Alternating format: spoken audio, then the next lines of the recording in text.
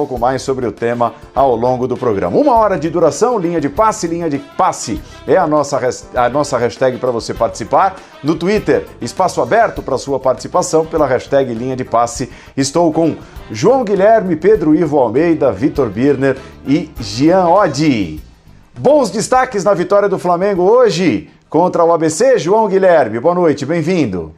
Muito obrigado, Paulo. Um abraço, prazer estar aqui com você, com o Birner, com o Pedro Ivo, com o Jean e com os nossos fãs de esporte. É um jogo de observação, por esse aspecto interessante, né, Paulo?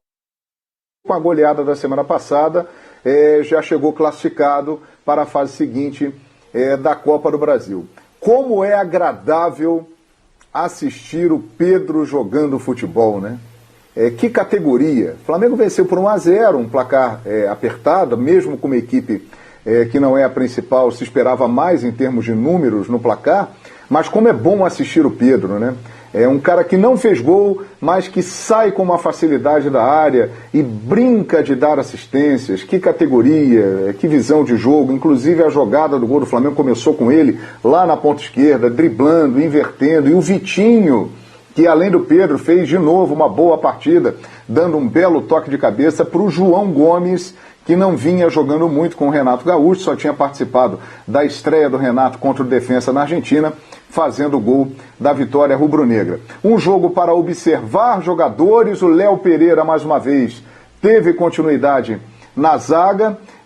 Uma primeira crítica, num momento que é muito difícil criticar Renato Gaúcho, por causa desse começo histórico dele no Flamengo, mas a escolha do Rodinei para jogar ao lado do Mateuzinho no lado direito não funcionou. O Rodinei não estava à vontade, não se sentiu bem, ele é um lateral apenas, um jogador de muita força física, de marcação, e acabou não rendendo. O Maurício Souza até tentou corrigir ali um pouco no segundo tempo, em determinado momento colocando um pouco mais adiantado o Mateuzinho, mas logo depois o Mateuzinho que mais uma vez deu provas de que tem bola e tem qualidade para ser titular do Flamengo, apesar da melhoria notória do Isla, isso tem que ser destacado. Então são pontos, são observações interessantes que o Renato deve estar agora conversando com os integrantes da comissão técnica, num jogo que o Flamengo já chegou classificado, e com certeza nós vamos falar muito mais daqui a pouco do VAR do que do próprio jogo, né, Paulo Andrade? Pois, que semana para o VAR, hein? Que dias para o VAR brasileiro. É preciso fazer alguma coisa. Do jeito que está, não dá para continuar, de forma alguma. Hoje o VAR estava descalibrado de novo e houve um erro, um gol mal anulado do Flamengo. A gente vai passar muito por esse tema também daqui a pouquinho. Pedro Ivo, tudo bem? Boa noite. Boa noite, Paulo, tudo bem? Boa noite a você, ao João, fã de esporte. Já senti o Vitor e o Jean ali animados para falar mais uma vez do VAR aqui. Quando não é a máquina, quando não é o olho humano, é a máquina que nos deixa na mão. Infelizmente. E se não fosse também o VAR, Paulo, muito pouca coisa a se abordar. O João praticamente resumiu, né, perfeitamente, já trouxe um recorte do que foi esse jogo de hoje, um Flamengo completamente atípico, desfigurado, não é exatamente um Flamengo do Renato, já resumiu ali quem subiu, quem aproveitou a chance, quem não aproveitou. Deixou um pouco curioso o Rodinei, confesso que eu estava, entre aspas, ansioso para ver como é que seria esse meia Rodinei, esse quase ponta Rodinei, mas não é dele, definitivamente, né? Não tem cacuete, depende muito de campo, de velocidade, não exatamente é o mais brilhante dos jogadores com a bola nos pés, mas é um Flamengo que talvez, se a gente tivesse que fazer uma projeção, estava ali de rascunhado, né? É um Pedro, que obviamente muito acima da média, um jogador que tem potencial até para ser titular naquela formação clássica já desse Flamengo titular do Renato. É o Michael em boa fase, aproveitando para dar continuidade, dar sequência, parecia com muita confiança, era quase sempre ele, ora pelo lado esquerdo num tempo, ora pelo lado direito no outro tempo. Maurício Souza, ele mudava de acordo ali.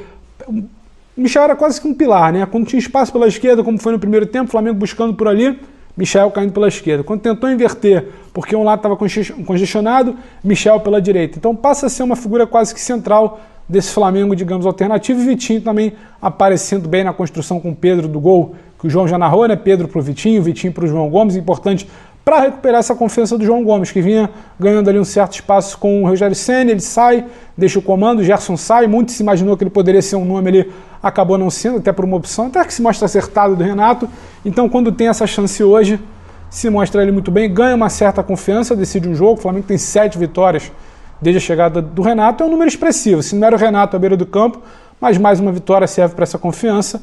O ponto negativo da noite, como a gente já falou, infelizmente, mais uma vez, o VAR. A gente brinca, a gente tenta se esquivar, mas a gente tem que pontuar. Se a gente quer ver um futebol melhor jogado, se a gente quer ver um espetáculo melhor, tem muita coisa a ser reparada. Agora não só pelo lado humano, mas também pelo lado da máquina, Paulo.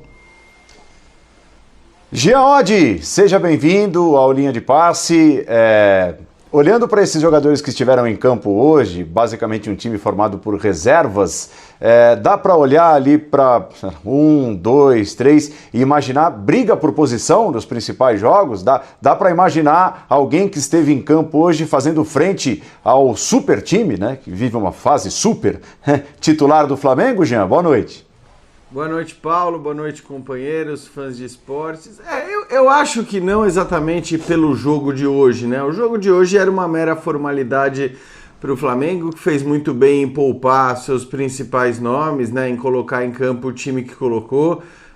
Eu acho que até a crítica, e eu entendo a crítica, né, feita pelo João, é o tipo de jogo que vale você testar tudo, né? Vale você tentar encontrar soluções novas, novidades. Era pouco provável mesmo que o Rodinei funcionasse por ali, mas foi uma alternativa, uma tentativa, não acho que vá ser repetida, mas é o jogo que te permite isso. Olhando para as atuações de hoje, Paulo, eu acho que os companheiros já passaram muito bem, né? O Pedro, para mim, foi o principal nome em campo, o Vitinho também foi muito bem.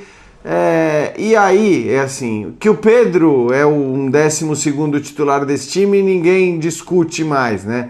É o cara que tem que ter a possibilidade de jogar. Eu insisto, né? Acho que sempre que faltar alguém ali do quarteto ofensivo, você tem como colocar o Pedro em campo. Até porque ele mostrou hoje, ele não é um cara só de jogo de área, né? Não é um cara que coloca a sua bola para dentro. Ele é mais centroavante do que o Gabigol, mas é um cara que sabe executar outras funções. Então isso, se bem trabalhado, ele é um cara que pode ser mesmo o 12º titular, substituindo qualquer um ali dos 4 mais ofensivos do Flamengo. Mas acho que falar do Pedro é chover no molhado. Eu insisto no Thiago Maia.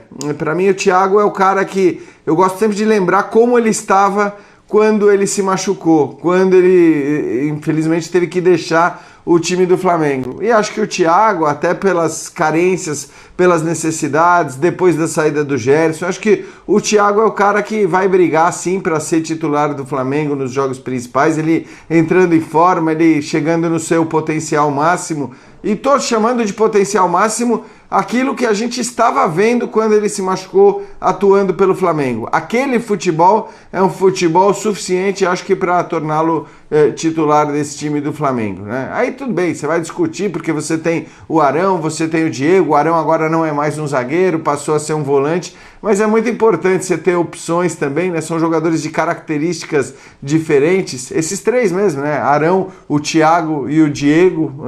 Você tem 3 jogadores com características diferentes que você pode inclusive alternar de acordo com o adversário, com o que você vai precisar mais no jogo, mas para ficar em um nome, eu diria que o Thiago Maia é o cara que eu acredito que possa, em breve inclusive, ser titular do Flamengo.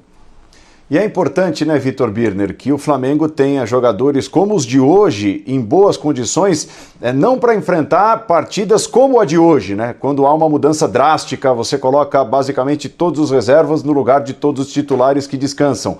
Mas por conta do calendário atribulado do Flamengo, que vai avançando em todas as competições e pelo jeito vai brigar pelo título brasileiro também, é necessário que o Flamengo tenha um elenco coeso, né? Um elenco com jogadores mais ou menos ali do mesmo nível, confiáveis, para que mesclas pontuais sejam feitas ao longo desse nosso calendário terrível, né, Birner? Boa noite. Boa noite, Paulo. Concordo contigo. Boa noite aos colegas, aos fãs e às fãs do esporte. Jogadores com ritmo, para que possam entrar quando é necessário, em eventuais perdas de atletas. Jogadores que...